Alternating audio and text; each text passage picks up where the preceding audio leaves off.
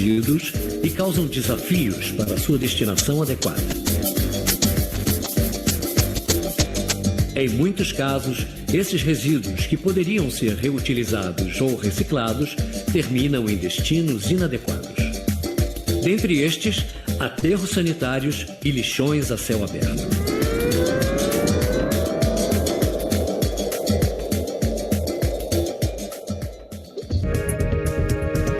A Política Nacional de Resíduos Sólidos, lançada em 2010, estabelece que embalagens e produtos pós-consumo devem ser restituídos ao setor empresarial para voltarem, como matéria-prima, ao ciclo produtivo. É a chamada logística reversa.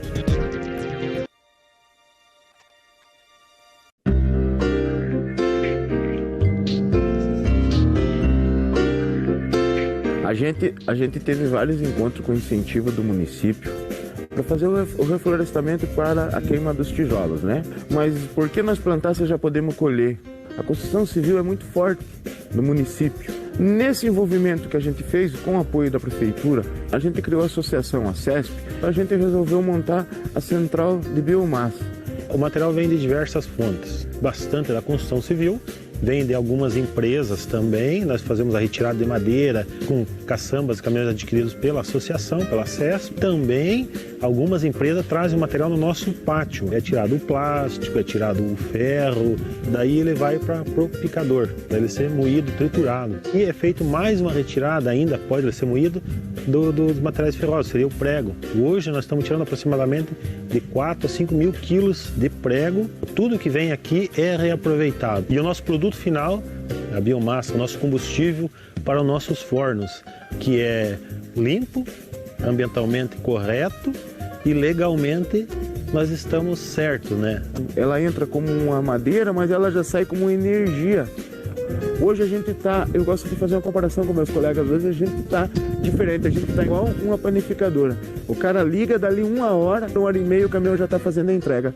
E esse cavaco, por ser seco, ainda nós conseguimos um potencial de queima muito maior ainda que o cavaco que é retirado da madeira verde. Estamos conseguindo deixar de ser cortada mensalmente umas 3 mil árvores. O interesse nosso futuramente é conseguir atingir quase 100% de todas as cerâmicas de São José dos Pinhais com esse projeto.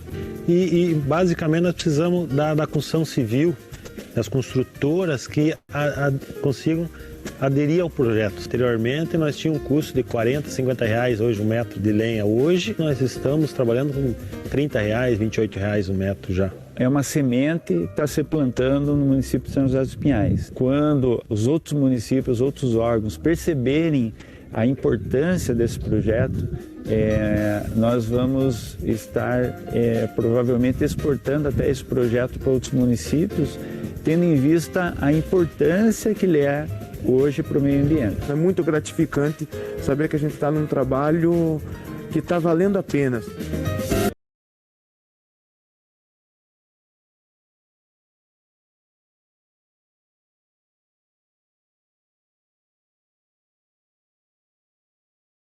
Bem, por coincidência, o Marcos Tisser, nosso primeiro palestrante, é da FIEP, né? Esse vídeo foi elaborado com o apoio da FIEP também.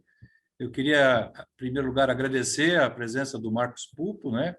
Que é nosso primeiro painelista. Ele é especialista em meio ambiente na FIEP, engenheiro agrônomo, mestre em engenharia de produção pelo ITA e mestre em meio ambiente pela Universidade Federal do Paraná. Atua na representação do setor industrial em diversos conselhos e câmaras técnicas na área ambiental. Atuou na área de tecnologia e inovação no sistema FIEP, sendo responsável por projetos de PDEI em meio ambiente. Foi coordenador do Instituto Senai de Tecnologia em Meio Ambiente e Química. Atuou como consultor ambiental durante 17 anos. A palavra é sua, meu querido Thyssen. Obrigado, Borges. Boa noite a todos, né? Primeiramente, eu gostaria de, em nome da FIEP, agradecer ao Instituto de Engenharia do Paraná pelo convite, agradecer ao senhor aí, Nelson Gomes, presidente do IEP, ao Borges, né, por essa iniciativa promovida junto à Câmara Técnica de Meio Ambiente, Recursos Hídricos e Saneamento do IEP, Cumprimentar também meus colegas aí debatedores, Edelcio, Paulo, Fernando, né? A minha intenção aqui é fazer uma apresentação bem breve, comentar um pouquinho o histórico da FIEP em relação à parte de logística reversa. Então, eu preparei aqui uma apresentação que eu vou compartilhar.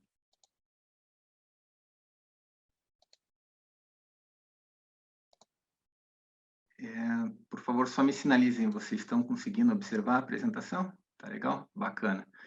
Então, vamos lá. Então, é interessante que esse vídeo, né, esse vídeo apresentou um pouquinho aí sobre a questão da Política Nacional de Resíduos Sólidos. Então, até a data que a gente está hoje, né, amanhã, dia 5 de agosto, então essa política está completando aí 11 anos. 11 anos que a gente tem essa Lei Federal 12.305. E a partir dessa lei é que começou essa questão de logística reversa ser um pouco mais debatida dentro do nosso país. Então, nós temos no artigo 33 que alguns resíduos, né, alguns setores ali, como agrotóxico, pilhas, pneus, óleos lubrificantes, lâmpadas e produtos eletroeletrônicos, eles são obrigados a estruturar e implementar sistemas de logística reversa, né, pensando aí na questão da responsabilidade compartilhada, então envolvendo desde fabricante, importador, distribuidor, comerciante, e logicamente para que isso aconteça, envolver também o consumidor, né? A partir disso, foram surgindo várias legislações específicas aí. Nós tivemos um decreto federal que regulamentou essa logística reversa, depois um acordo setorial específico para óleos lubrificantes usados, outro para lâmpada. Em 2015, teve esse específico de embalagens em geral, que basicamente pega todos os setores, né?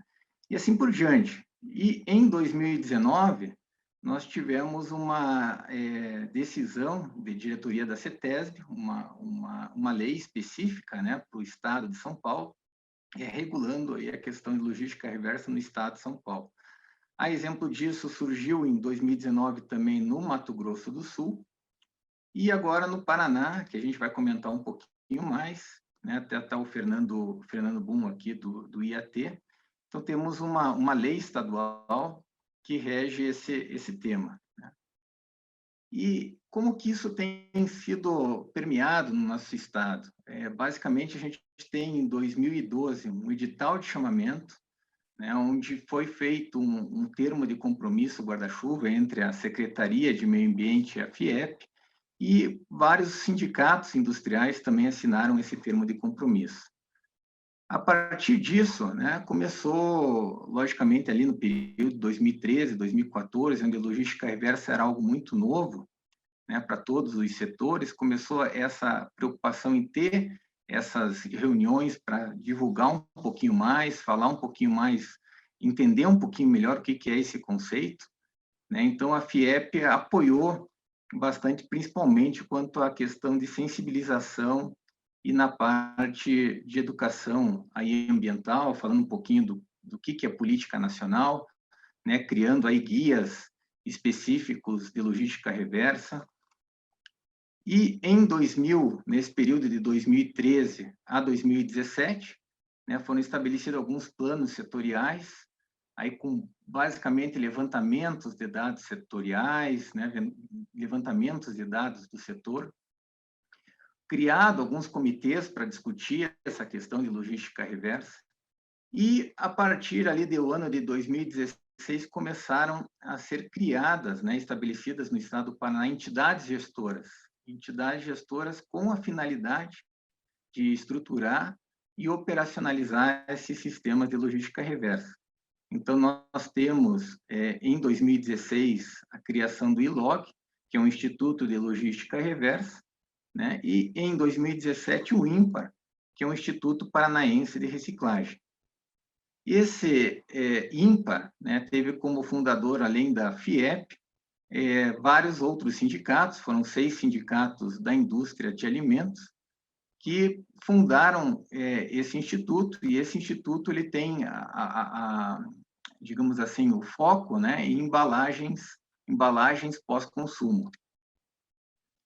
Ainda em 2018, né, nós tivemos um plano estadual de resíduos sólidos, algumas outras leis que regulamentavam a matéria, até, né, o surgimento desse ano, né, foi sancionada a lei bem recente, em junho agora desse ano, né, mês passado, a Lei Estadual 20.607. Essa lei, ela dispõe sobre o Plano Estadual de Resíduos Sólidos, né? Então, essa lei, ela tem vários artigos, mas eu destaquei aqui um artigo que está relacionado mais ao setor industrial, né? Onde existe a necessidade da comprovação aí da logística reversa para fins de licenciamento ambiental.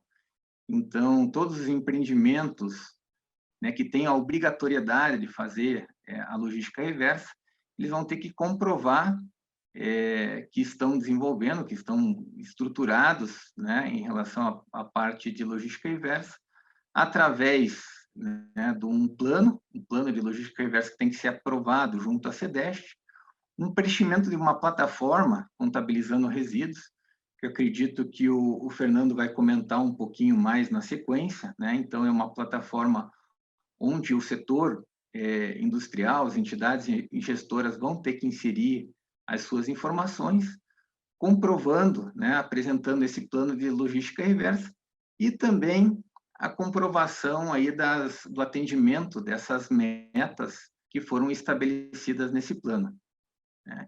Então, basicamente, a partir disso, a partir dessa lei, foram criadas duas regulamentações.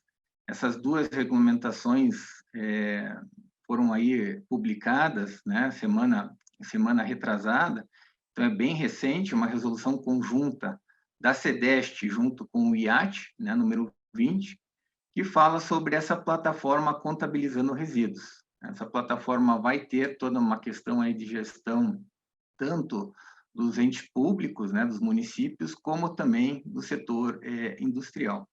E uma específica, que é a Resolução Conjunta 22, que fala sobre a questão da responsabilidade, da implementação e operacionalização da responsabilidade pós-consumo, né, que está relacionada à incorporação da logística reversa no âmbito do licenciamento ambiental aqui no estado do Paraná.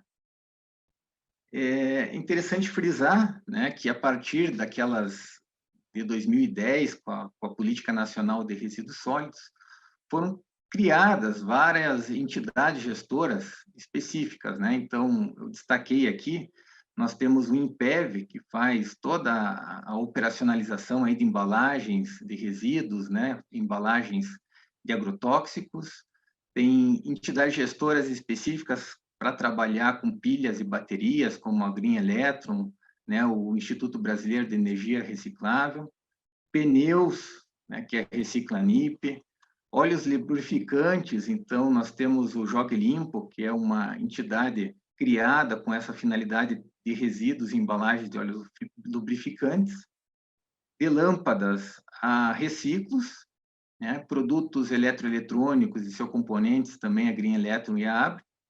Medicamentos está sendo estruturado, né, uma entidade gestora para trabalhar especificamente com embalagens e resíduos de medicamentos. E aqui no Paraná, como eu comentei, nós temos duas entidades, né, o IMPAR e o ILOG, que fazem, né, essa gestão, trabalham com embalagens pós-consumo em geral.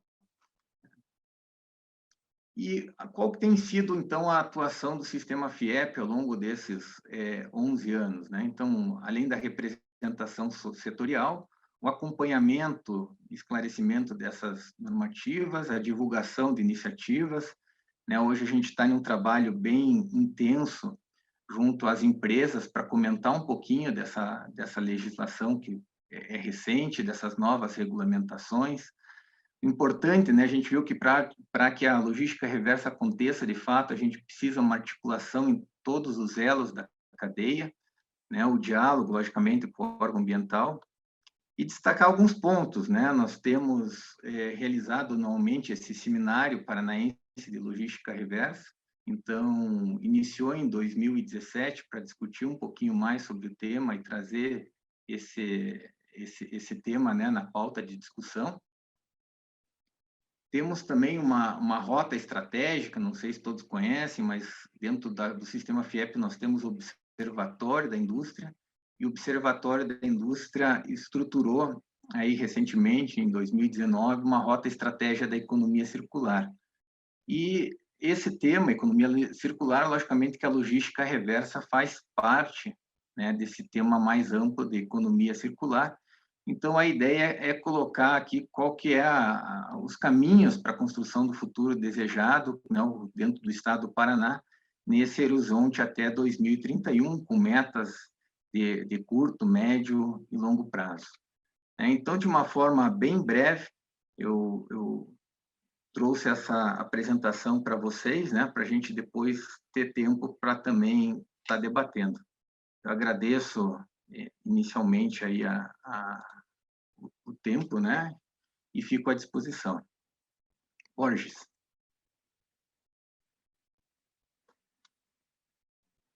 Eu acho que está sem som, Borges. Acho que está sem o áudio.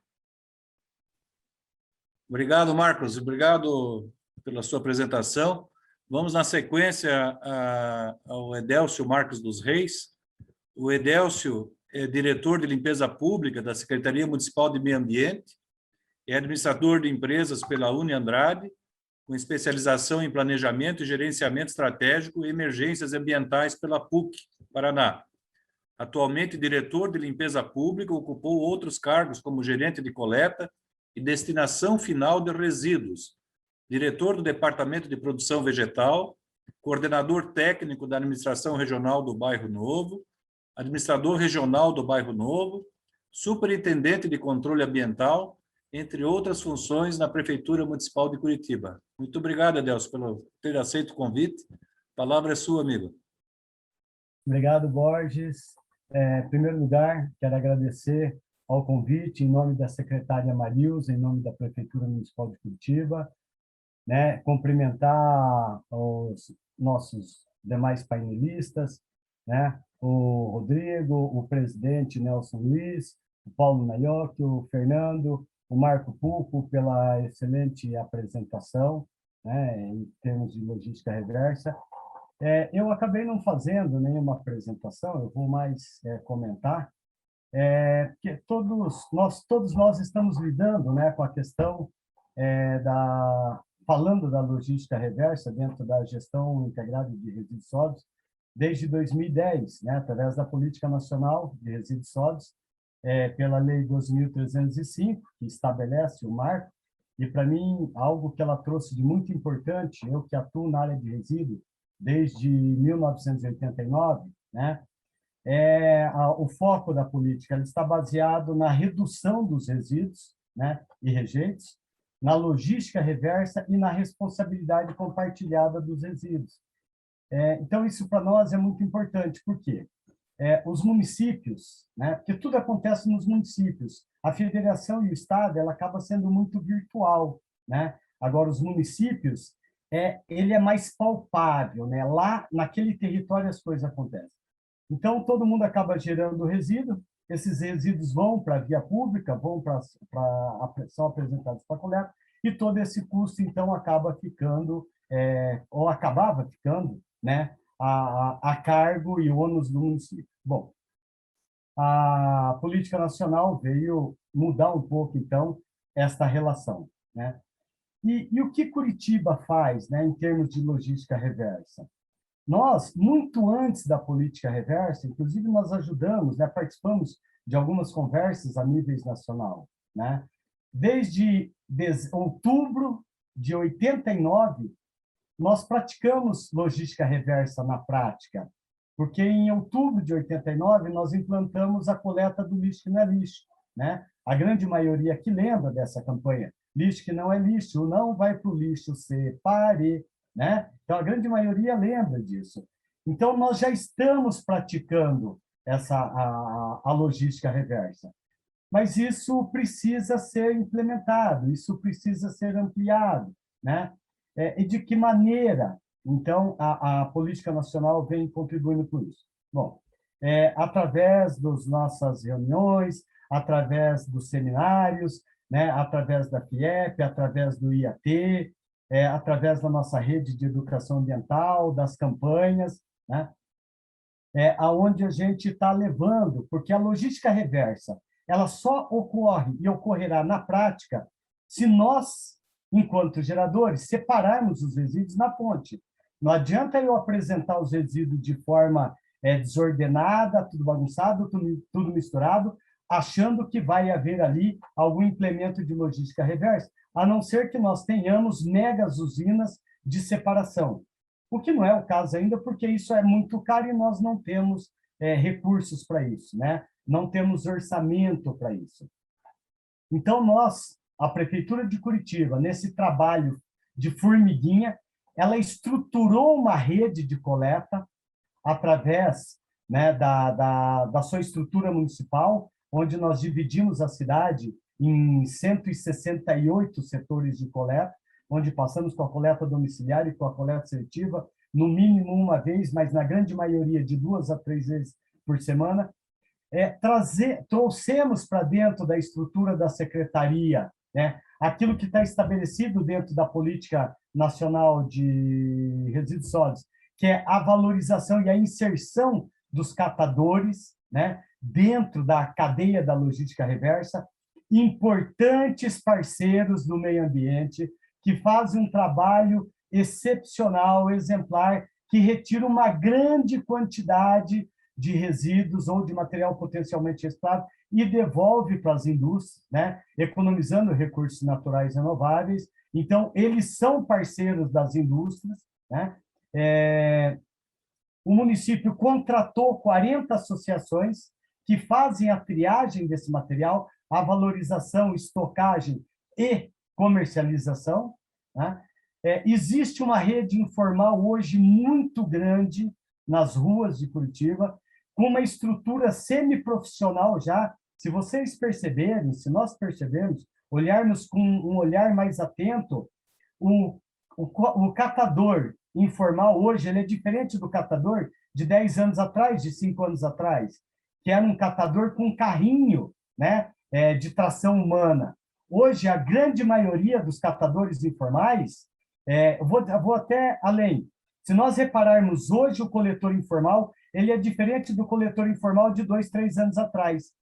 Pós-pandemia e durante a pandemia, o coletor informal ele surgiu mais organizado. Ele surgiu com uma estrutura de caminhões, de veículos, ou motorista e 1 ou 2 coletores. Opa! O que isso está nos dizendo? Isso está nos dizendo que o valor comercial do material reciclado melhorou, ele aumentou. E isso vai implementar a cadeia da coleta de reciclado. Isso vai dar um up na logística reversa. Porque quando você tem material com preço atrativo, você tem quem está disposto a coletar, comercializar, reciclar, triar, valorizar e comercializar. Então, nós estamos percebendo isso. Por outro lado, a quantidade de material coletado pelo município está diminuindo. Por quê? Toda essa rede informal, ela conhece, nós divulgamos o nosso plano de coleta seletiva.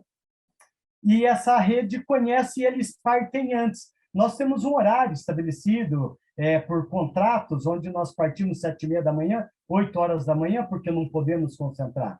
O coletor informal, não. Ele é independente. Então, 6 horas da manhã, 7 horas da manhã, ele está na rua e eles estão coletando um volume muito maior que o nosso. O que também é positivo, porém nos faz repensar se não temos que pensar um pouco e mudar nossa estrutura, ou repensar nossa estrutura. Outra coisa que nós fazemos, né? Nós instituímos essa gestão, o prefeito Rafael Greca instituiu os ecopontos. O que são os ecopontos? Nós temos 2 modelos de ecoponto, o ecoponto misto e o ecoponto reciclável. O ecoponto reciclável, ele recebe apenas materiais potencialmente recicláveis, dentro dos 4 grupos. Agora, o ecoponto misto, ele só não vai receber o resíduo tóxico domiciliar. Ele recebe resíduo da construção civil, não das indústrias, não das empresas, não das construtoras, mas do pequeno gerador, até 1 metro cúbico por dia.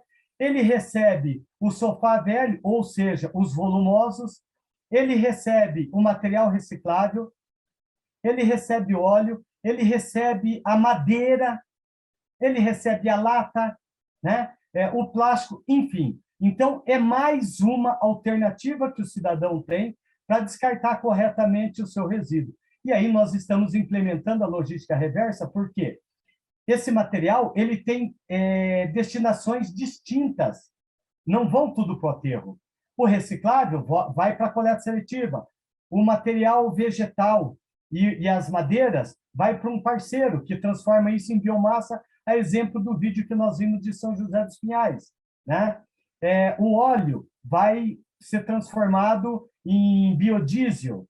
Então, nós temos as diversas destinações ambientais de forma adequada, né? Então, como é que a gente poderia estar ajudando aí, vamos chamar assim, chamar assim não, como é que nós poderíamos estar ajudando a indústria ou a construção civil? Desde que não ultrapasse a 600 litros por semana, e aí eu não estou falando de caliça, eu não estou falando dos agregados, né? Eu estou falando de resíduo com características domésticas ou características domiciliares, porque esta é a nossa atribuição, né? Essa é a atribuição do município. Então, até um volume de 600 litros, esse material gerado na construção civil também, o plástico, a lata, o vidro, o metal, enfim, ele pode ser apresentado para coleta seletiva, ou também pode ser encaminhado daí em qualquer volume, desde que entre em acordo com as associações, diretamente para uma das 40 associações que tem convênio ou que tem contrato conosco. Esse material pode ser entregue diretamente para elas, né? E aí você já implementa a logística reversa, tem a possibilidade de gerar mais postos de trabalho e aumentar a renda desses catadores ou desses associados. Então, dá para fazer esse link, né? E aí, eu não sei como é que está meu tempo, acho que são 10 minutos, né, Borges? Eu tenho mais alguns minutos? Mais 2 minutos, então, para encerrar, Adelson. Ok, né? Então, nós podemos fazer esse link. E aí eu trago aqui uma novidade. Para implementar a lista do marco, nós temos o decreto 15.852, decreto municipal de 1º de julho de 2021, né, que dispõe sobre a Política Municipal de Proteção e Conservação e Recuperação do Meio Ambiente, onde, no capítulo 4 dos resíduos e rejeitos, ele trata também da logística reversa, né? Então, nós estamos bem alinhados à política nacional, ao PERS, né, ao Plano Estadual de Resíduos Sólidos, recentemente aprovado por lei estadual, né, ou regulamentado por lei estadual. Então, nós estamos bastante alinhados e todos aqueles itens lá obrigatórios lá dentro da política nacional, das embalagens, das lâmpadas, dos remédios, dos agrotóxicos, enfim, estão ali como obrigatoriedade da implantação e da comprovação para nós, e aí nós temos que discutir os demais setores, né? Principalmente o setor de embalagens, né, alimentares, que esse tem um grande volume, né? Então nós precisamos sentar aí e ver como é que nós vamos disciplinar, então, essas atividades, ou como é que se implanta e implementa essas atividades no município.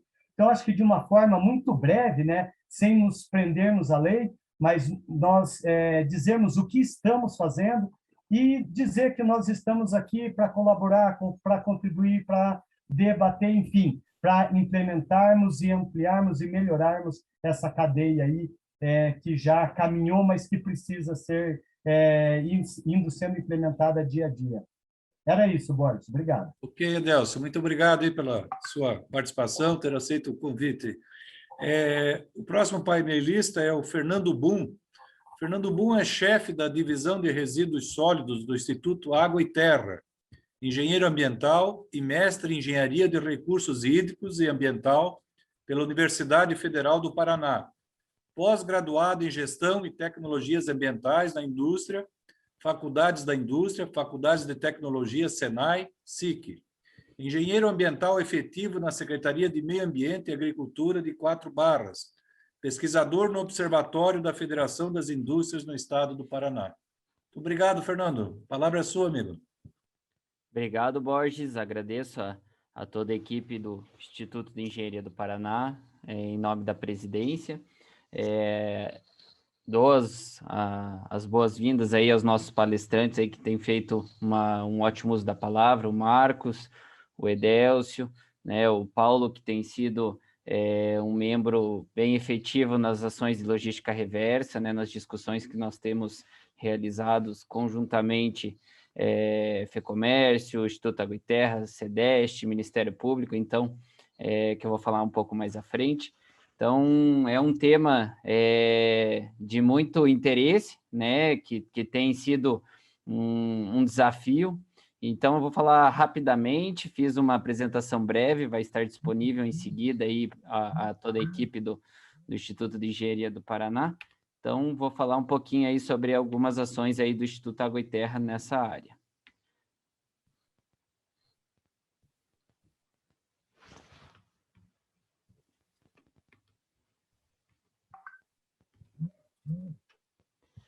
Então, vamos lá.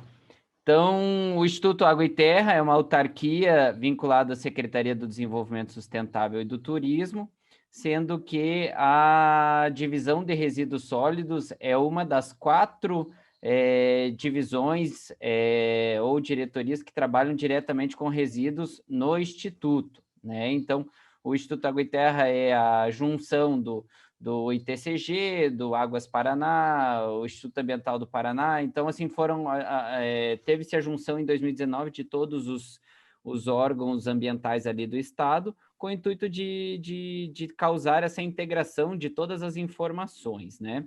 Então, existe dentro do Instituto a divisão de resíduos sólidos, especificamente, que trabalha numa linha de apoio aos municípios, né? Vou falar um pouquinho da nossa divisão, e 3 outras que trabalham licenciamento, monitoramento e fiscalização.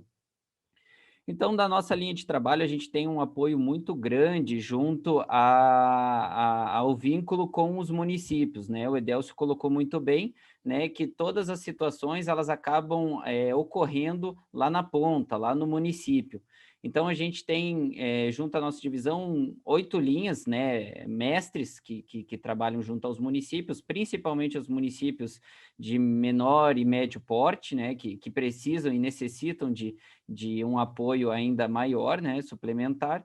Então, a gente trabalha a parte de destinação final, né, desde a parte de informação a assessoramento, implantação de coleta seletiva ainda, que alguns municípios têm dificuldades na sua implantação, né, que ainda não conseguem realizar devido a problemas operacionais, programas educacionais, sistemas de informação junto aos municípios, né, além de todos os sistemas federais, os sistemas estaduais e também alinhamento de sistemas municipais para melhorar essa informação na área de resíduos sólidos.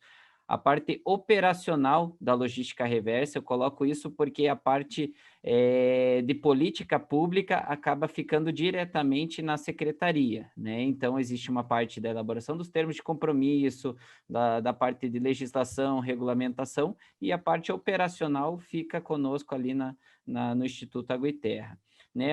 A implementação e apoio junto aos planos municipais de saneamento básico e de gestão integrada de resíduos sólidos, né? E também a questão da valorização e sistemas que trabalham na área de resíduos. Então, só para um alinhamento inicial, assim, para conhecimento. Então, como foi citado anteriormente, né, nós utilizamos como base, além da Política Nacional de Resíduos Sólidos, o Plano Estadual de Resíduos Sólidos, né?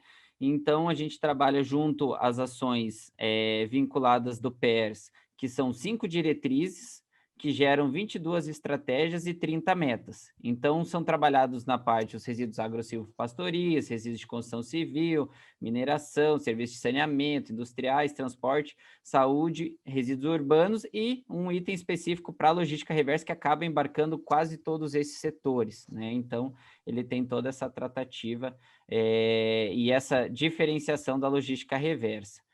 um ponto importante a ser destacado no estado do Paraná, né? Então, a questão do Grupo R20. O Grupo R20, ele é um órgão consultivo, né, para gestão associada aos municípios paranaenses, né, nessa gestão estadual dos resíduos sólidos. Então, cada um dos municípios possui um membro titular e um membro suplente para colocar toda... Então, a gente tem 399 membros titulares ali dos municípios para estarem colocando todas as suas posições, né, a sua gestão compartilhada e termos uma ação efetivamente compartilhada, né? Então, isso vai desde informações, boas práticas, maiores dificuldades junto à logística reversa. Então, na parte operacional, isso é bem importante.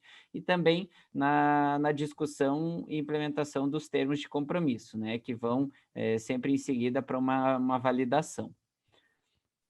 Como que está a situação hoje, né, da logística reversa no estado do Paraná? Então, o Marco colocou aí todo um histórico que é muito importante ser destacado, né? Então, desde 2010, começou-se toda uma tratativa no estado do Paraná em relação à logística reversa, né? Foram realizados ali alguns termos de compromisso já desde 2012, onde se teve toda uma tratativa inicial dos trabalhos. Então, assim, ao longo desse tempo, alguns termos de compromisso tiveram seus vencimentos, outros estão sendo revisados.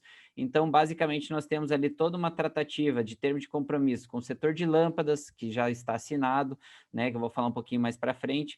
Termo de compromisso de embalagem de agrotóxico, que no estado do Paraná hoje é uma referência, né? É o segundo em maior quantidade devido à produção também, né? Então, a gente fica atrás do Mato Grosso do Sul, mas em retorno fica quase sempre na liderança, né? Então, também já está com o termo de compromisso em finalização. O setor de medicamentos domiciliares de uso humano e veterinário já está em fase de discussões com o setor.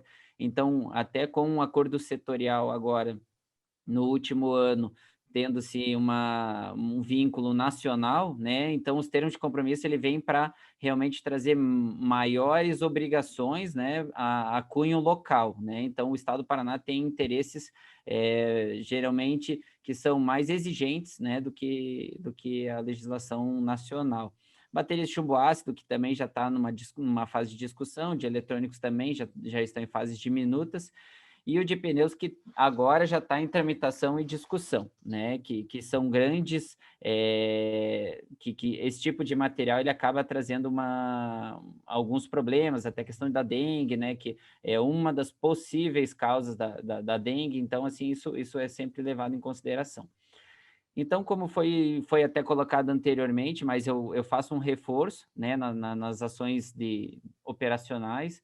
Então, a promulgação da Lei Estadual 20.132 no ano passado, ela foi extremamente importante pela questão principalmente dos setores governamentais, né, os órgãos públicos.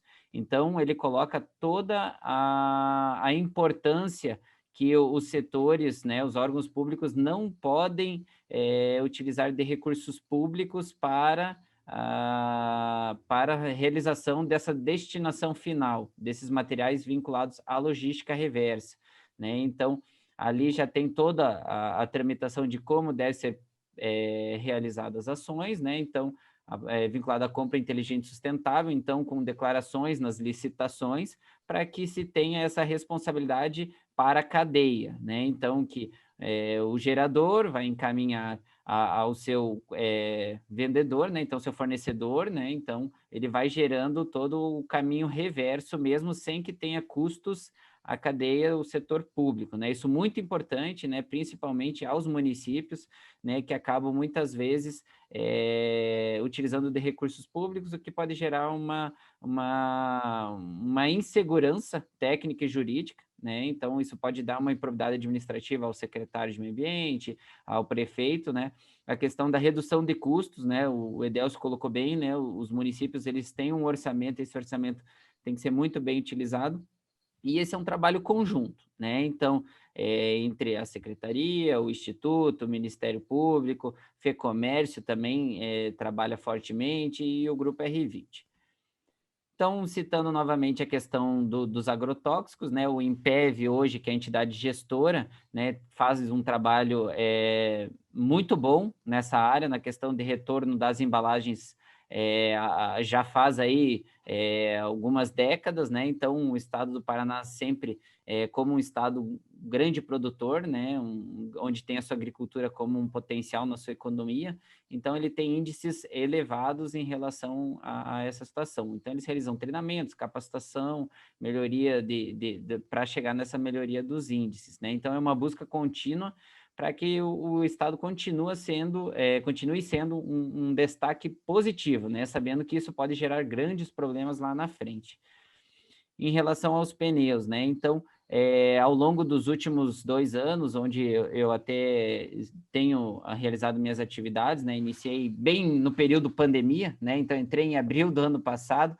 Então, a gente já fez todo um trabalho operacional junto a todos os municípios que possuíam passivos, né? Então, muitas vezes acaba ficando a cargo das prefeituras, né? Com essa dificuldade de encaminhamento, isso pode gerar problemas de saúde pública. Então, foi realizado toda uma tratativa específica para fazer todo o encaminhamento via logística reversa, né? Via Reciclanip, né? Via os operadores, para que esses materiais sejam encaminhados aí para a sua melhor destinação, que muitas vezes acaba sendo um coprocessamento para geração de energia, né? Então, ele tem todo um ganho, né, para todos os entes. Isso é bem importante de se destacar. Em relação às lâmpadas, né, a gente teve até coloquei ali como embalagem de agrotóxico, mas a questão das lâmpadas, a gente teve a maior coleta de passivo ambiental do Brasil, em relação a lâmpadas pós-consumos, né, lâmpadas fluorescentes. Então, foi realizado um termo de compromisso, né, para a retirada desse passivo, chegou ali a quase 1.900.000 lâmpadas, né, que estavam aí depositadas, aí lâmpadas aí com 5, 10 anos aí já em barracões, às vezes num depósito, ocupando espaços públicos. Então, foi feito um trabalho gigante em 2020, no segundo semestre, para fazer essa campanha para a realização de toda essa logística reversa, né? A intenção é fazer com que isso seja contínuo na questão do gerador encaminhar o ponto de entrega, não trabalhar numa questão pontual como essa. Essa foi uma situação realmente específica, mas que foi um grande diferencial. O Estado do Paraná foi realmente, ele foi um destaque. Muitos estados acabaram correndo atrás depois que o nosso estado conseguiu realizar essa situação. Então, mais de 500 coletas ao longo de todo o estado. Então, aqui um exemplo do o que era encontrado. Então, lâmpadas, às vezes, bem acondicionadas, como muitas vezes em péssimas condições, aí podendo gerar danos e impactos. Então, isso foi um trabalho conjunto, como a gente sempre gosta de citar. A logística reversa é um trabalho conjunto, onde todas as partes acabam trabalhando para se conseguir essa resolução do problema. Em relação ao novo termo de compromisso, temos aí um termo que foi assinado já, ele está em fase de publicidade, então, que nos próximos 24 meses, todos os municípios do Paraná terão pontos de entregas voluntárias, né? Existe um acordo setorial que limita a alguns critérios, o Estado do Paraná conseguiu que todos os municípios tenham pelo menos um ponto de entrega, né, onde vai ser escolhido locais dos comércios, né, locais onde vendem esses materiais, para se realizar toda essa logística reversa, sendo bom tanto para o gerador, né, que acaba consumindo, como para o próprio vendedor, né? Então, ele acaba sendo um ponto de entrega para o munícipe já vai lá, compra uma lâmpada nova, né? Ele gira economia. Então, muitas vezes, pode ser colocado, eu não quero uma caixa de coleta, mas muitas vezes é um grande diferencial para aquele comércio, né? Então, muitos já estão enxergando as possibilidades, né? E também os ganhos com isso. Né? O importante é colocar também o grande aumento de número de pontos. Então, municípios que já têm, então, tendo-se um aumento, né? Então, vamos dar um exemplo de Curitiba. Se existisse um ponto só em Curitiba, né, as pessoas não vão se deslocar numa quilometragem elevada para levar esse material. Vai acabar caindo ou na coleta seletiva, ou ainda pior, já diretamente para o aterro sanitário ali, né, na situação do resíduo comum. né? E também a questão de que vai se aumentar aí a quantidade de pontos de entrega aí em quase 5 vezes, mais de 5 vezes, né? Então, a gente vai ter aí realmente uma logística reversa efetiva acontecendo. O Marco até comentou já um pouquinho sobre o Contabilizando Resíduos, né, que é a nova plataforma de implementação digital para informações, tanto na questão da logística reversa quanto dos resíduos sólidos urbanos, né? Então, vão ter 2 módulos, né? Então, um para municípios e um onde vai ser vinculado à parte das empresas, né? A plataforma ela tem 3 principais objetivos, né? O gerenciamento e acompanhamento da execução da logística reversa, né? Dos setores que são obrigados legalmente, né? Como também podem vir setores que não têm uma obrigação legal ainda, né? Possibilita também a prestação de informações pelos setores que fazem essa operacionalização, né, em relação principalmente a embalagens, e também a questão dos registros das entidades gestoras, né? Então, ficar mais transparente, mais claro todas as informações, né, devido a uma entidade gestora prestar uma informação, outra entidade outra informação, e os dados das entidades têm que bater com os dados pelas suas associadas, né? Então, isso é muito importante para fechar o balanço de massa. Então, eu coloco aqui os 3 principais dispositivos legais que atendem sobre esse assunto, né? Uma delas é a Lei 20.607 de 2021, né? Ela vai trabalhar toda a questão do Plano Estadual de Resíduos Sólidos e ela, em relação à logística reversa, ela cria a plataforma Contabilizando Resíduos, né? A resolução conjunta CDST 20/2021, né, que foi a primeira, ela vai trabalhar as diretrizes, né, em relação a quem é obrigado, quem não é, e todas essas informações. E também a resolução conjunta 22, que vai trabalhar todos os critérios, né? Então, ele vai trabalhar toda a parte já com definições do alinhamento das informações referente ao que precisa ter, o que é um plano de comunicação, o que é tal informação. Então, ele já destrincha, né? Se a gente for assim, isso aqui já está tudo disponível, né? Já tem os links disponíveis nos sistemas estaduais de legislação. Então, informações extremamente importantes para os setores, né? Então, toda a cadeia, a gente já está vendo um grande avanço em relação à solicitação de informações, né? Esse aqui eu deixo o meu contato. O meu contato não é diretamente da plataforma, mas porque fica vinculado à CEDEST, mas a gente sempre está dando apoio a todas as empresas, aos municípios que tiverem com qualquer dúvida.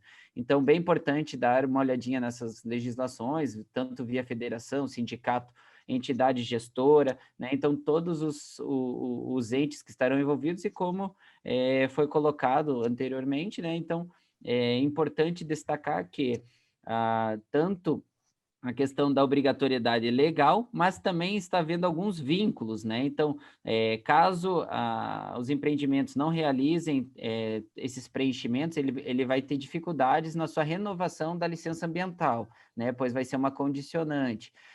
O pessoal que acaba sendo de fora do estado do Paraná também terá algumas dificuldades em relação, caso não tenha esse preenchimento.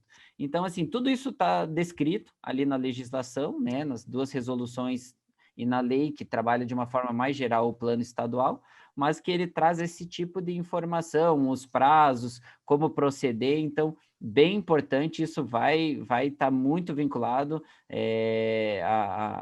ao nosso setor. Nós vamos estar sempre dando apoio aí à nossa economia local, para que o pessoal não saia prejudicado em momento algum, para que todos consigam cumprir com a sua obrigatoriedade legal e o Estado do Paraná continue sendo uma referência aí nos setores, aí a gente consiga melhorar nossos indicadores, principalmente nas embalagens pós-consumo, como o Edelcio colocou, podendo melhorar a situação junto às associações e cooperativas que já fazem aí um trabalho muito digno, né, uma prestação de serviço muito importante aos municípios. Então é isso, Borges, eu deixo meus contatos e fico à disposição para as perguntas aí ao fim da apresentação. Ok, Fernando, muito obrigado aí pela sua apresentação, ter aceito o convite. Passamos na sequência ao meu amigo Paulo César Naiuak. Ele é vice-presidente da Federação do Comércio do Paraná, é representante comercial, empresário, consultor de mercado, superintendente do Instituto Municipal de Turismo de Curitiba, profissional alinhado com as práticas de governança ambiental, social e corporativa, Master em Governança e Nova Economia, pós-graduado em Direito Ambiental pelo ESAD, Business School, Barcelona, presidente do Conselho Regional dos Representantes Comerciais do Paraná, CORE, vice-presidente do Conselho Federal dos Representantes Comerciais, além de um longo currículo que eu até estou resumindo, senão ficaríamos a noite inteira aqui falando desse brilhante currículo aí do Paulo Naiwaki também. Paulo, a palavra é sua, amigo. Obrigado, Borges. Me ouvem bem? Com certeza. Me ouvem bem? Ok. Obrigado, Borges. Agradecer primeiramente o convite do Nelson Gomes, do próprio Borges, do Instituto de Engenharia, enfim, a parceria e a companhia dos amigos aí, o Marcos Pupo, o Rodrigo, o Fernando Bum, e também o Edelso, com quem nós já conversamos diversas vezes sobre esse assunto, já estivemos lado a lado participando de alguns debates, sofrendo um pouco de pressão também por parte principalmente do MP, né, em algumas situações. Borges, tanto as apresentações da FIEP como a apresentação do IAT, elas foram bastante claras para todos nós. O comércio é bastante transversal. E quando você fala em 399 municípios, muitas das nossas empresas, e aí fazendo um paralelo com a indústria, elas têm atividade e ação em mais de um município. Eu não trouxe nenhuma apresentação, eu apenas vou comentar das nossas dores e dificuldades, né? Estamos irmanados e alinhados em todas essas ações, Lâmpadas Pneus com o Impev, com o Green Electric, com o Reciclanip, com o Reciclos, tá? Estamos juntos em todas elas e também junto nas discussões, principalmente nas discussões sobre a logística reversa. Eu estou atuando de forma direta ou indireta, por delegação da Federação do Comércio e das minhas atuações, principalmente na sindical e como representante comercial, na discussão da logística reversa desde 2010. Então, eu tenho aí 10, 11 anos já de estrada, muito menos do que alguns que foram buscar e estão nesse dia a dia como atividade profissional. Mas, por força destas delegações que me foram dadas pela Federação e pela Confederação Nacional do Comércio, eu também faço parte do CONAMA, desde 2014, estou no Conselho Nacional de Meio Ambiente, Conselho Nacional de Recursos Hídricos, preocupado com as questões ambientais. E o que a gente percebe quando começa a discutir questões ambientais? Que tudo passa pela educação. A educação é o básico. Essas logísticas todas elas estão mapeadas à reversa, mas nós temos que seguir, como o próprio nome diz, a reversa da logística direta. E quando chegamos lá na ponta do consumo, porta para a rua, onde nós estamos, isso tem causado um impacto direto, muitas vezes em espaço de venda, espaço de estoque, tá? A velocidade que se dá ao processo de reversa é muito importante para não prejudicar principalmente a atividade empresarial dos comerciantes. Isso é uma preocupação constante nossa. Quando você começa a discutir um ponto de entrega voluntária, um PEV, numa loja, num ponto comercial para lâmpadas, para garrafas, para latas de tinta, para resíduos os mais variados, você está privando o empresário de um espaço comercial. Isso é custo.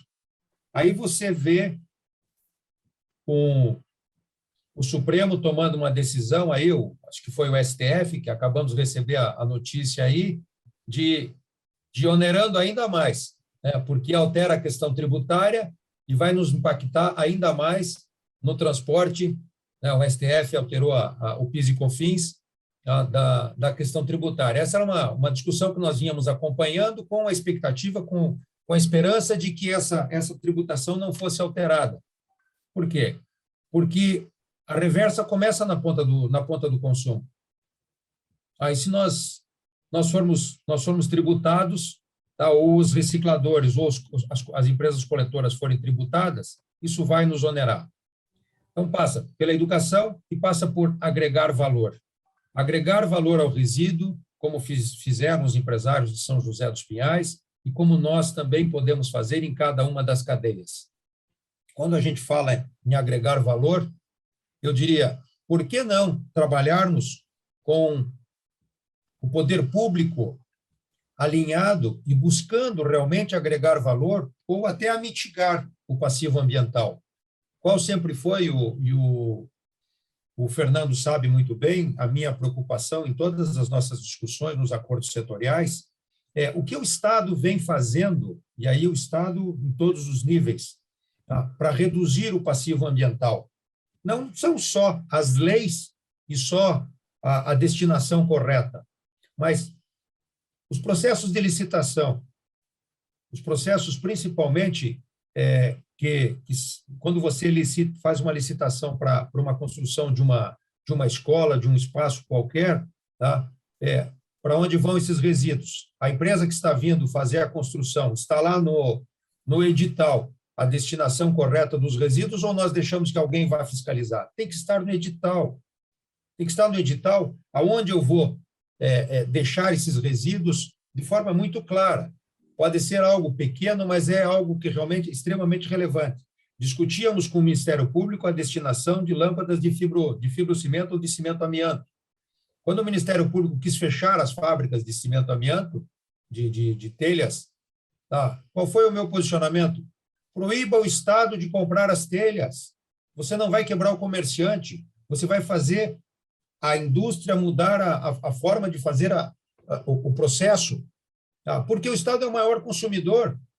Da mesma forma, quando falamos agora na reversa de lâmpadas, os municípios, esse quase 2 milhões de lâmpadas que o Fernando falou, que foram coletadas e recolhidas, boas partes dessas lâmpadas eram do poder público, eram das escolas, das prefeituras, das repartições públicas. Quer dizer, não é o comércio que tem que pagar esse passivo. Não somos nós na ponta. Então, essa preocupação tem que ser constante. Foi feito esse trabalho, foi um trabalho assertivo, não tenha dúvida, era um passivo que vinha sendo acumulado, mas daqui para frente, quando você licitar a instalação, a troca de lâmpadas ou uma compra de lâmpadas, quem vendeu as lâmpadas tem que dar destino às lâmpadas que forem retiradas. Nós não sei se nós vamos usar essas lâmpadas ao longo de 2 anos. Não importa. Quem entregou, quem levou, quem forneceu, tem que dar a destinação correta a essas lâmpadas. Não é o ponto do varejo que tem que pagar esse passivo, que tem que suprir essa demanda. Quando o Borges me provocou para nós conversarmos especificamente sobre resíduos da construção civil, eu disse a ele, Borges, isso já está pacificado, está bastante claro na cadeia da indústria, porque nós temos a indústria da construção e nós temos a indústria que produz insumos para a indústria da construção civil. Isso está claro? Ele me levantou e disse, mas veja, o pessoal que vende tomada não entrega tomada só para a construção civil. Ok, mas o cidadão que tem a construtora, ele dá a destinação correta para as embalagens das tomadas, enfim, falei tomadas aqui, mas os seus pallets, o plástico que vem, o stretch que vem em volta das embalagens, é dada a destinação correta? Se isso estiver pacificado, vamos dar um passo a mais e vamos pressionar o comércio. Agora, nós precisamos entender como está sendo feita essa reversa. Tá? A responsabilidade é compartilhada. Nós temos responsabilidade, sim, mas nós não queremos ser só nós os impactados. Nós sabemos, Curitiba deve gerar aproximadamente 2 milhões de toneladas de resíduos da construção civil por ano. 2 milhões de toneladas. Isso é assustador, são números assustadores. Quando nós pensamos que esses 2 milhões de toneladas, a grande construtora, nós sabemos que ela dá a destinação correta. Ela está sendo monitorada, ela tem os seus programas definidos, mas o pequeno construtor, e falando aqui de forma muito clara, o sobradeiro, o autoconstrutor, essa caçamba que fica na frente das casas, esse resíduo, como ele é monitorado? As nossas caçambas estão chipadas? Eu tenho rastreabilidade das caçambas? Eu sei aonde está sendo depositado esse resíduo? Seguramente não.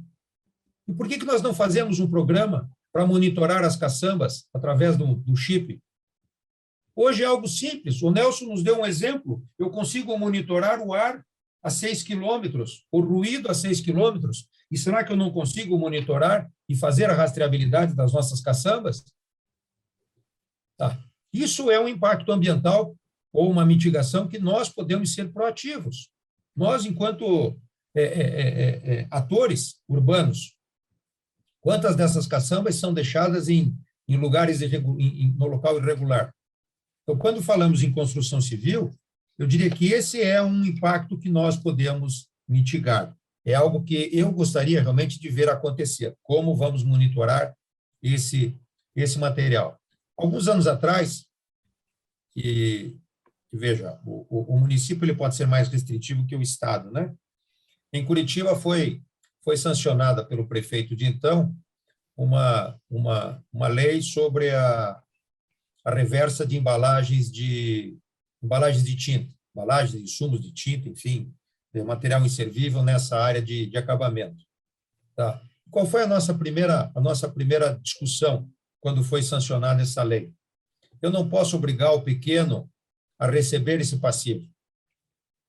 Eu até gostaria que ele recebesse, mas ele resolve fazer uma pintura na sua casa no fim de semana, ele reúne os amigos, ele vai ver onde tem o menor preço, o melhor preço, e ele vai fazer essa compra. Pega o seu veículo, vai lá, recolhe o material, vem, faz o trabalho na sua casa, e na hora de descartar, ele vai aonde? Na lojinha do lado, ali da esquina. Eu estou prejudicando o pequeno empresário, eu estou prejudicando o empresário que poderia gerar 3, 4, 5, 6 empregos, e estou entregando para ele um passivo ambiental que não é dele. Ele não me forneceu a tinta, mas a lei me obriga a entregar para ele, ou diz assim, você pode entregar, a lei me obriga a receber. Então, nós temos que tomar muito cuidado na hora de fazer as leis. Sendo um pouquinho transversal, o Edelcio comentou sobre a dinâmica dos catadores. Eu diria que até 3 anos atrás nós tínhamos catadores. Hoje nós temos garimpeiros. Garimpeiros com gaiolas andando nas nossas ruas, e aí são 300, 400 gaiolas, cada uma delas podendo nos criar um problema, porque não sei em que condição estão esses veículos, essas gaiolas que estão andando nas ruas de Curitiba, sem a mínima segurança, com garimpeiros. Por que garimpeiros? Porque eles se antecipam ao caminhão de coleta, eles fazem a sua coleta, mas eles não coletam todo o material, eles coletam parcialmente, eles pegam só aquilo que tem mais valor. Então, temos que agregar valor em toda a cadeia. Mas eles fazem essa coleta e, para a cooperativa, sobra só aquele produto que não tem valor. As cooperativas estão sofrendo hoje, sofrendo muito mais do que sofriam antes, porque nós incentivamos, ou somos permissivos, não é nem que incentivamos, mas somos permissivos, deixamos esse pessoal das gaiolas, esses garimpeiros urbanos, essa turma das caçambas não regulamentadas, fazerem o transporte e fazerem o seu trabalho. Nós precisamos fiscalizar de forma mais assertiva. Nós temos que ser mais firmes nas nossas ações. Se o poder público não pode, e eu vou dizer que não pode porque o MP, em todos os seus níveis, é contra esse tipo de fiscalização, nós, da sociedade organizada, podemos sim. Se não for o Instituto de Engenharia, a Federação do Comércio, a Federação das Indústrias, a Associação Comercial, nós temos que colocar os nossos departamentos jurídicos para combater essas atividades que não são atividades regulamentares. Tá? Porque assim nós vamos melhorar educando, nós vamos melhorar orientando, nós vamos melhorar fiscalizando, tá? E, principalmente, nós vamos melhorar o meio ambiente. A nossa pegada de carbono está muito alta, está desesperador. Essas mudanças climáticas que nós estamos sofrendo, tá, são consequência da nossa pegada de carbono. Então, a minha preocupação sempre é com o comércio, sim, mas também com tentarmos diminuir essa pegada de carbono. Borges, eu acho que era isso aí, a gente está aberto para discutir. Ok, Paulo, muito obrigado aí pela tua apresentação, ter aceito o convite também. Eu vou passar a palavra ao nosso diretor técnico, Rodrigo Pascoal, que vai fazer ler as perguntas dos nossos convidados, as pessoas que estão assistindo. E entre vocês também, painelistas, fiquem à vontade. Se alguém ficou alguma dúvida na fala de um do outro, vocês podem interagir aqui entre vocês também, tá bom? Rodrigo, fique à vontade. Ok, obrigado, Borges. Bom, primeiro, parabéns para o Marcos, Fernando, Paulo e Edélcio pelas explanações e palestras aí que foram bem elucidativas. Tá? Muita gente está perguntando aqui a respeito da disponibilidade dessa palestra no nosso site. Tá? Isso vai ficar disponibilizado no canal do YouTube, do IEP. Entrando no YouTube, digitando IEP-PR, vocês entram lá, tem disponibilizados aí vídeos de todas as ordens e tipos e em ordem cronológica, tem até uma ferramenta de busca lá por tema, inclusive, para quem se interessar. Tá? Dentro do nosso site tem também um link que direciona lá para o canal no YouTube. Perguntaram aqui para os contatos dos palestrantes. Olha, vocês podem entrar em contato, caso não tenham, acho que até o Fernando colocou ali o contato direto dele, mas precisando de qualquer coisa, tem também no nosso site do IEP os nossos contatos, eventos@iep.org.br, podem mandar qualquer tipo de dúvida, inclusive se precisarem de um certificado para o evento de hoje de participação, a gente também emite, tá? Muito bem, vamos para as perguntas. O nosso coordenador da Câmara de Energia, o Ricardo Vidinich, tá? Ele comentou que já foi falado um pouco sobre as lâmpadas fluorescentes, né? Ele falou que isso é um bom exemplo dos problemas que as tecnologias podem trazer ao meio ambiente, como prever melhor essas questões de inovação tecnológica para o futuro, que o digam as baterias e painéis solares. Eu vou pegar um gancho nessa pergunta dele, tá? Vou passar para o Paulo tecer algum comentário, mas vou pegar um gancho. Falou-se ali da questão tecnológica que pode impactar ao meio ambiente. Nós temos aqui também eu tenho lido aí diversas ações de empresas, inclusive paranaenses, como a IBEMA, que está utilizando blockchain, quer dizer, tecnologia para rastreabilidade, né, justamente de todo o processo. Então, tem as duas vias aí e as duas questões tecnológicas, a favor e a questão do passivo, que isso pode vir a deixar em alguns casos. Paulo, por gentileza. Ótima colocação essa das lâmpadas. O Fernando nos acompanhou, enfim, eu os acompanhei, né, no debate sobre a reversa de lâmpadas, e o que nós percebemos exatamente na discussão da reversa de lâmpadas? As lâmpadas fluorescentes estão sendo descontinuadas. Esse é um ponto e veja, é inexorável. Deixaram de ser produzidas, ou já deixaram de ser produzidas. Tá? Segundo, não temos no Brasil mais fabricantes de lâmpadas. Não existem mais fabricantes de lâmpadas. Todos que existiam aqui encerraram suas atividades. São todos importadores. Especificamente na logística reversa de lâmpadas, o importador tem que pagar para a Reciclos, né? Tem que deixar depositado na Reciclos um pequeno valor para trabalhar a reciclagem e custear os PEVs e a coleta das lâmpadas. Mas como nós já sabemos que as lâmpadas serão descontinuadas, as lâmpadas de vapor serão descontinuadas em 3, 4, 5 anos, a grande dificuldade está em montar estruturas para fazer a reversa dessas lâmpadas. Vou montar uma estrutura que é uma estrutura que em 4 anos, em 3 anos, ela vai deixar de existir, porque as lâmpadas de LED é material plástico, elas vão ser recicladas como material plástico. Então, quem é que investe em um processo, seja ele de produção industrial, seja ele para descontinuar ou descontaminar lâmpadas, tá? Quando você sabe que o teu negócio vai deixar de existir em 3 anos ou 4 anos? Ninguém quer investir nesse segmento. Então, você tem que ser impositivo, você tem que ser extremamente agressivo, tá? Discutindo com o IAP e com o time aí do Ministério Público, nós realmente tentamos, de todas as formas, mitigar o impacto para o comerciante, mas nós entendemos que tem que ser, sim, tem que ser impositivo, porque se não for impositivo, nós não teremos a solução. Nós vamos deixar de usar essa tecnologia. Então, quem vai dar destino ao resíduo final? Da mesma forma, estamos agora trabalhando com os veículos elétricos, baterias e tudo mais. Tá? Não deveríamos sequer licenciar um produto novo que não tivesse a sua reversa já definida, com os custos apropriados. Porque quem paga o custo somos nós, os demandantes. O custo não pode ficar para a sociedade, no coletivo.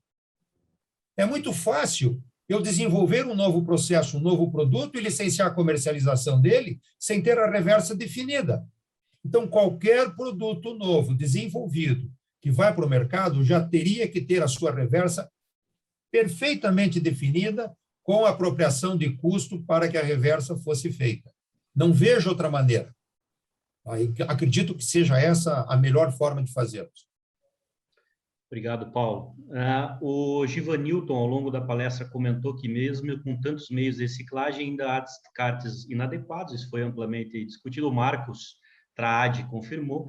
O Belim pergunta, vou passar essa pergunta para o Marcos e depois, por favor, os outros panelistas quiserem complementar. Tá? Na data de ontem, o STF determinou o fim da isenção do PIS/COFINS para a venda de materiais reciclados. A medida vai na contramão, segundo o Belim, do que vem sendo feito no mundo. A FIEP, né, e as demais entidades estão a par do ocorrido. É desejável que haja um tratamento tributário mais vantajoso para a cadeia de reciclagem. A federação, segundo ele aqui, poderia se posicionar. O que a gente teria a complementar e comentar sobre isso, Marcos? Elinho, obrigado pela pergunta. Eu acho que o que você destacou aí é algo de extrema relevância, né? Realmente a gente fica surpreso com esse tipo de iniciativa. O que está sendo discutido, né? Nós temos hoje, esse assunto está sendo amplamente tratado no âmbito da CNI, que é a Confederação Nacional da Indústria. Então, existe, né, uma discussão, até por sinal nós temos uma rede de recursos hídricos, né, de resíduos sólidos, uma rede específica que trata todos esses assuntos junto com as 27 federações. Então, isso aí vai ser objeto até de uma discussão, de uma reunião extraordinária amanhã. A CNI elaborou também um material em 2013 sobre essa questão de tributação na logística reversa, onde ela coloca uma série de informações, e isso está sendo até revisado. Logicamente que a gente está em uma discussão no país, aí dependendo aí da reforma tributária, mas eu acho que vai além disso, né, Belinho? Acho que a gente ainda tem outras questões que também podem ser trabalhadas como incentivos tributários, né? A gente tem que pensar no diferimento ou mesmo suspensão de ICMS, né, em toda a cadeia produtiva da logística, né, crédito presumido. Ou seja, eu acho que esse é um debate grande, né? Eu acho que a gente tem que se posicionar, sim, né? A CNI está trabalhando forte quanto a isso, né? E a federação, logicamente, está indo ao encontro e trabalhando junto com a própria CNI para tratar, né, da defesa de interesses, né? Porque a gente imagina que na cadeia de reciclagem, né, a gente tem que estruturar incentivos, né? E não algo que venha a trazer aí complicativos, né, ou trazer restrições a que a reciclagem ocorra de uma forma efetiva. Obrigado, Marcos. Acho que essa vai para o Fernando. Vamos lá.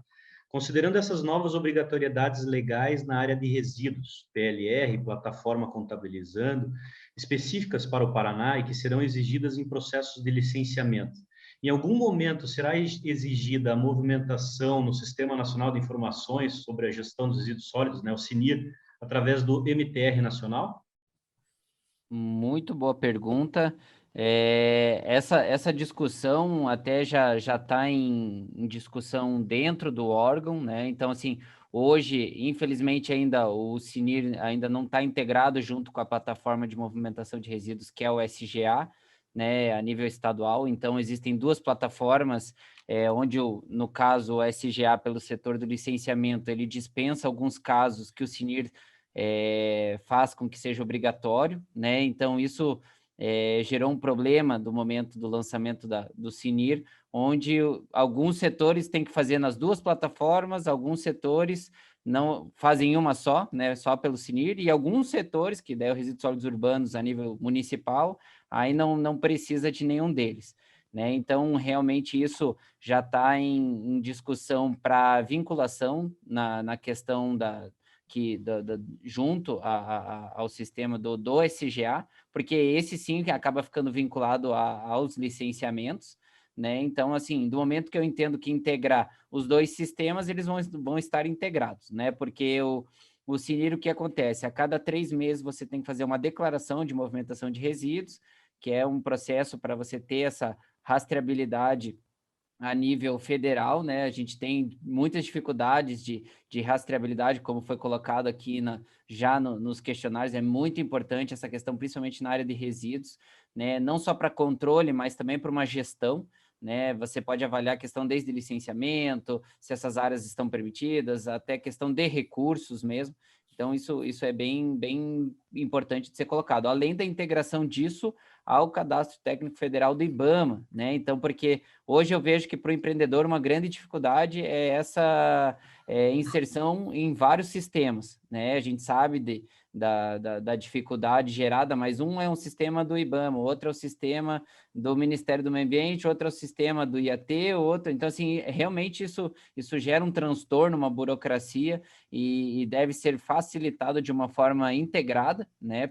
De uma forma com que os sistemas se conversem mesmo, e que a gente tenha uma informação mais ajustada. A plataforma ali vai ser vinculada, relacionado ao Contabilizando Resíduos, né? Ela não vai, ao que eu tive de entendimento, ela não vai estar atrelada inicialmente ao CNIR, né? Porque a logística reversa ela tem algumas diferenciações ali no sistema, né? Mas em grande parte o pessoal já vai gerar tudo pelo CNIR, né? E nisso vai dar os andamentos, tá? Então, eu não vejo hoje o pessoal regredindo de não fazer, vai acabar caindo tudo, não que elas vão estar vinculadas, mas, assim, independente disso, o setor, tanto empresarial quanto comercial, vai estar realizando dessa forma. Existem muitas mensagens aqui parabenizando pelas palestras do Maurici Cauano, do nosso conselheiro João Grock, do CLOS, da Universidade Livre do Meio Ambiente. Existem editais, uma pergunta, existem editais que já contemplam a destinação do resíduo de obras públicas licitadas?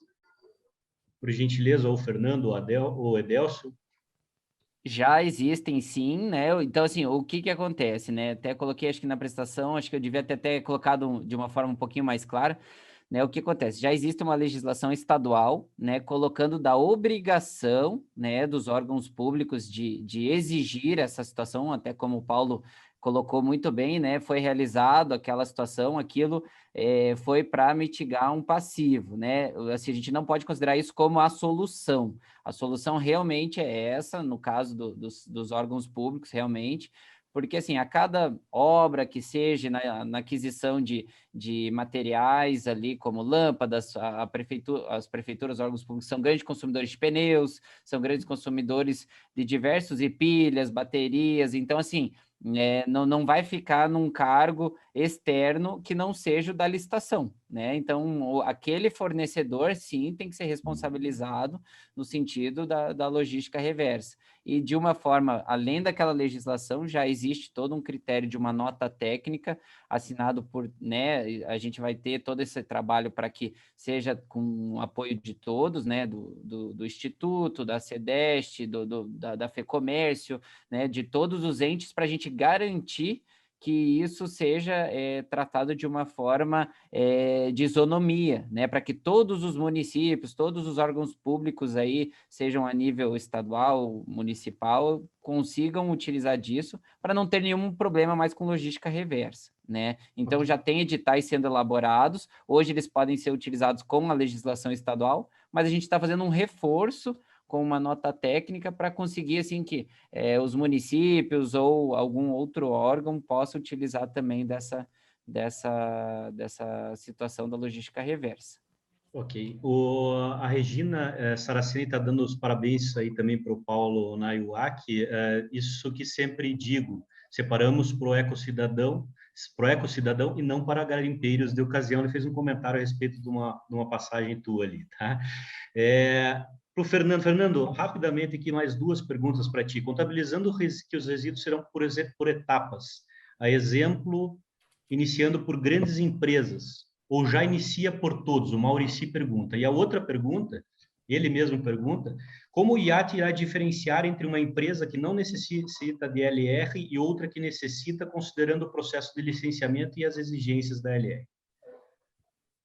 Então, vamos lá. Inicialmente, não vai haver a diferenciação, tá? Vai ser desde o, digamos, do grande, o médio, o pequeno, ele vai ser, assim, todos os itens que já são obrigatórios, né? Assim, o que acontece hoje? Já existe a obrigação, né, da logística reversa desde 2010, né, pela Política Nacional de Resíduos Sólidos. A plataforma, ela vem como uma forma para exigir, né, que a comprovação dessa realização, tá? Então, assim, inicialmente a gente entende que vai haver um grande boom, né? Por isso que está essa discussão das resoluções que estão saindo agora, porque já para o próximo ano isso já vai começar a valer, né? Então, já se tem toda essa tratativa, né? Então, quais são as empresas que entram? Todas as empresas que entraram já lá na Política Nacional de Resíduos Sólidos, a parte dos agrotóxicos, pilhas e baterias, lâmpadas fluorescentes, né? Então, assim, todos esses atendimentos, mas como a gente sempre coloca, outros setores também poderão entrar ali já como uma comprovação da sua logística reversa, caso haja o entendimento. Então, as entidades gestoras ali também já vão poder colocar todas as informações, né? Muitos setores vão se vincular diretamente aos sindicatos, aos institutos, né? A Federação das Indústrias, né? Então, assim, já para que isso já tenha todo o registro, ela vai poder colocar de todas as suas empresas, né? E o que acontece? Acontece que vai ter essa condicionante em relação ao licenciamento ambiental, né? Então, é um passo também para que, no caso, o Estado consiga fazer toda um melhor gerenciamento, né? E, sim, infelizmente, né, a gente tem que colocar uma restrição, uma barreira, né? O Paulo acho que colocou bem isso. Infelizmente, tem que ser impositivo no sentido de uma obrigação que já é legal, né? Então, assim, em nenhum momento a gente quer causar prejuízos, porém, né, a gente quer trazer esse pessoal para dentro da plataforma para conseguir resolver essa situação, porque senão esse problema vai cair lá para o município, né? Então, o município que vai pagar a conta, né? Seja por meio dos valores das contas de taxa de lixo, né? Então, assim, essa conta vai ser invertida, né? Então, isso que também não é justo. Ótimo, Fernando. Obrigado pela resposta. Eu vou ler mais Rodrigo, duas perguntas. Oi, Rodrigo, se me permite só um comentário até com o Fernando aí. Nós vivemos hoje um dilema muito intenso, né? Quando você fala nas questões tributárias, e o Fernando falou em dar equilíbrio às relações, como eu me posiciono na reversa, tá? Quando eu tenho uma empresa, um marketplace, tá? Alguém que trabalha via web e fornece para o Paulo Nauiac, o Paulo Nauiac pega esse passivo da construção civil, de algo que veio desta área, eu entrego para quem esse passivo? Quando eles vierem fazer uma nova entrega para mim, de uma nova compra, eu entrego para o cidadão que vier buscar esse material, que vier me entregar. Ou como eu me posiciono? Ou eu vou levar lá na porta do lojista de materiais de construção e dizer, esse passivo é seu. Quer dizer, como é que nós vamos trabalhar com o passivo do marketplace? Tá? E não que o marketplace seja algo que não aconteça na construção civil. Está acontecendo também. Isso é uma preocupação que nós temos que ter. A indústria tem que ter um protagonismo muito intenso neste momento. Ok. Obrigado, Paulo. Edelcio, eu vou fazer uma pergunta que foi direcionada para o Paulo, mas gostaria que você tecesse um comentário aqui, tá?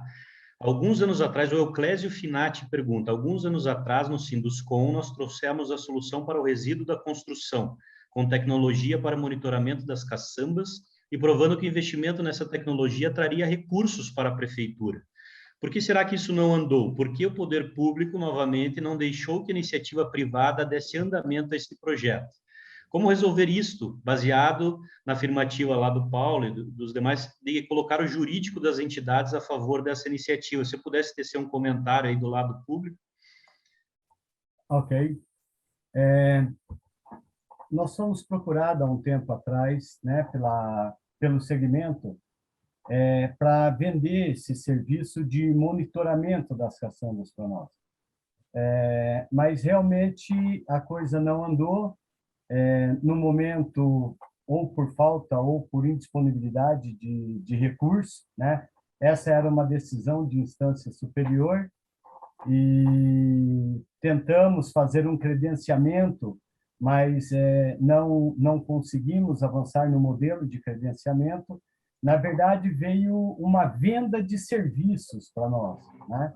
E esse assunto ele ficou parado, é um assunto que está latente e que eu entendo que precisa ser retomado. Porque, como o Paulo colocou, os grandes construtores, né, esses têm o destino certo do seu material. Qual o problema que nós temos hoje, o município tem hoje? São com os pequenos caçambeiros que cobram lá R$300, R$500 uma caçamba para levar para o aterro sanitário, não para o aterro sanitário, para um local de recebimento, triagem, né, que são as unidades de processamento desse material, e acabam não levando e descartando nos cantos ermos da cidade. E aí temos que nós, lá, o poder público, com toda a sua estrutura, coletar esse material para poder destinar. Então, na época não andou, porque não se houve entendimento, mas esse é um termo que está aí, está latente e realmente precisa ser retomado. Aproveitando a oportunidade, o Paulo citou da questão dos coletores informais, né, ou dos garimpeiros. Esse também é um outro tema sensível, né? Nós vivemos num momento pandêmico, né, onde não se tem emprego para todo mundo, onde não se tem renda. Sabemos que essas pessoas, muitas famílias, sobrevivem, retiram dali o seu sustento. E a questão que mais nos preocupa, porque as associações, embora não se tenha material na grande quantidade, eles têm um certo auxílio do município para a gestão da sua unidade, para pagar luz, pagar água, pagar o aluguel, enfim, né? E aí para ajudar a manter e sustentar o negócio, embora isso não permita que eles tenham uma renda maior, né? Mas o que mais nos preocupava e nos preocupa é em que situação que esses veículos circulam, né? Essas pessoas estão habilitadas ou não? Aí é uma situação de trânsito, e a CETRAN, ela faz bem o seu papel. Toda semana, esses tipos de veículos são retirados de circulação, né? Se irmos no pátio deles, na CETRAN, onde eles recolhem, a gente vai ver lá que ele saiu porque não tem condição de rodar, porque não tem documento, porque tem trocentas multas, enfim. Então, essa é uma um assunto de trânsito que a CETRAN, melhor dizendo, não deixa passar em branco. Quando ela constata, ela apreende, dá lá os seus prazos para regularização. Se isso não ocorre, o veículo fica preso. Então, só aproveitando para colocar esse tema também. Eu acho que o Paulo quer fazer um complemento, né, Paulo? Não, em absoluto, só convergente com o Adélcio. Realmente, todos imaginam que o bolso do poder público não tem fundo. Tem, e é muito raso. Então, quando ele diz não foi levado adiante porque alguém veio oferecer um serviço para a prefeitura. E não é isso. Você tem que trazer a solução também com o custeio. Então, veja, se alguém quiser implementar um processo como esse, como empresa privada, e apenas quiser um licenciamento por parte da prefeitura, não há razão nenhuma, talvez, da prefeitura negar esse licenciamento da chipagem e do controle das caçambas. Agora, o poder público não tem recursos para fazer isso acontecer. Então, quando não foi feito por quê? Porque não tem recursos. Agora, trazer apenas o problema e dizer, está aqui a solução, invistam. O poder público não vai investir. Ele tem outras prioridades neste momento. Vamos aguardar o momento oportuno e, quem sabe, surja o momento para se fazer um investimento. Viu, Mas Paulo? O Euclésia comentou que ele trouxe o custeio e afirmou que traria recursos à prefeitura. Enfim, uma questão ali específica então, que ele trouxe. Quem sabe é uma discussão que a gente possa avançar. Exato. Uma boa oportunidade. Viu, pessoal? A gente está 1h45 na palestra. Eu vou passar daqui a pouco para o Borges encerrar, mas vou fazer uma última pergunta aqui. E quem quiser fazer mais perguntas, mande nos nossos e-mails do IEP, que a gente faz questão de repassar aos palestrantes e, caso haja disponibilidade, eles respondem, tá? Eu vi que teve pessoas aqui que fizeram 4, 5 perguntas, depois manda para nós, tá? A última vai ser a seguinte, da Radiante Engenharia para o Marcos Pupo, tá? Sugestão: a FIEP a nível estadual e a CNI a nível federal poderiam propor e articular no sentido de fazer tramitar projetos de lei para mitigar os impostos incidentes sobre produtos reciclados, assim incentivará a economia circular, com grandes benefícios ao meio ambiente e sustentabilidade do planeta. Esse é um excelente ponto que foi levantado, né? Realmente, isso já foi identificado naquele estudo que eu apresentei, né, no finalzinho da palestra, da Rota de Economia Circular. Isso é um tema que está sendo trabalhado, total de acordo com a posição que foi colocada. Nós estamos até criando, né, nossa intenção junto à Federação das Indústrias do Paraná é criar uma câmara específica, uma câmara técnica dentro da FIEP que vai trabalhar o tema de economia circular para que todos esses grandes desafios, né, que a gente tem e, logicamente, buscar dentro desses desafios benefícios para o setor industrial que possam ser tratados, né? A gente tem alguns exemplos de estudos específicos que estão sendo trabalhados para a economia circular de alguns setores, né? E essa questão aí de apoio, né, tanto da FIEP como a CNI, né, eu acho que é bem dentro disso que foi apresentado, não sei quem da Radiante que fez esse questionamento, mas nós estamos totalmente alinhados, né, e concordamos com esse posicionamento. E estamos trabalhando já com isso, né? E em breve a gente espera fazer esse lançamento junto ao Conselho Temático de Meio Ambiente da FIEP.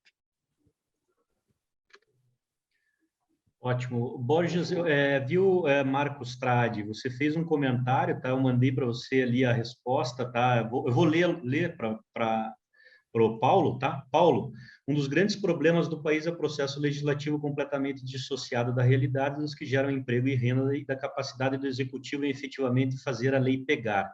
Concordo plenamente. É um comentário que ele fez ao longo de uma das suas respostas aqui, tá? Mas, pessoal, eu reforço. Essas perguntas que não foram respondidas, comentários e tal, a gente mandou ali para vocês, tá? Os e-mails, vocês podem enviar o IEP. E, Borges, eu passo para você para o encerramento, por gentileza. Ok, Rodrigo. Queria, mais uma vez, agradecer a presença dos nossos painelistas, a presença das pessoas que ficaram até agora fazendo perguntas, acompanhando, assistindo. E eu queria também, antes de encerrar, fazer um convite a todos vocês. No dia 1º de setembro, numa parceria com o professor Gobi, da Universidade Federal do Paraná, a nossa Câmara Técnica de Meio Ambiente fará um evento em parceria com o Instituto dos Advogados de São Paulo, muito ligado à questão do setor elétrico também.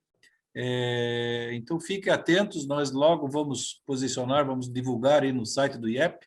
Convido vocês todos aí a continuarem participando dos nossos eventos. A nossa Câmara Técnica de Meio Ambiente se reúne toda primeira quarta-feira do mês e estaremos aí à disposição de todos, aqueles que quiserem fazer alguma pergunta ou também alguma sugestão de pauta para as reuniões até o final do ano e para o ano que vem também, estamos à disposição de todos. Muito obrigado, Rodrigo, a você também pela força que tem dado à nossa Câmara. Muito obrigado, Marcos Pupo Thyssen, representou muito bem a FIEP na noite de hoje, ao Paulo Naiwak, nosso confrade dos pastéis do domingo de manhã no Mercado Municipal, que convido a todos também a participar da nossa confraria Amigos de Curitiba, onde esses assuntos também lá são debatidos e muitas vezes trazidos aí para o Instituto de Engenharia. Ao Edélcio, meu querido amigo, Edélcio Marques dos Reis, não é meu primo, mas eu sempre considerei meu primo, que eu conheço desde a época que fui vereador em Curitiba, lá no início da década de 90 ainda. E o Fernando Boom, para minha grata surpresa, descobrimos, né, que ele é meio parente distante da minha esposa, que era filha de Linete Boom, e acabamos, pela árvore genealógica, vimos que somos parentes distantes aí, mas somos parentes, né, Fernando? Sucesso a você no iate, sucesso a todos vocês, gente. Olha, muito obrigado pela presença de todos. Um abraço e até a próxima reunião.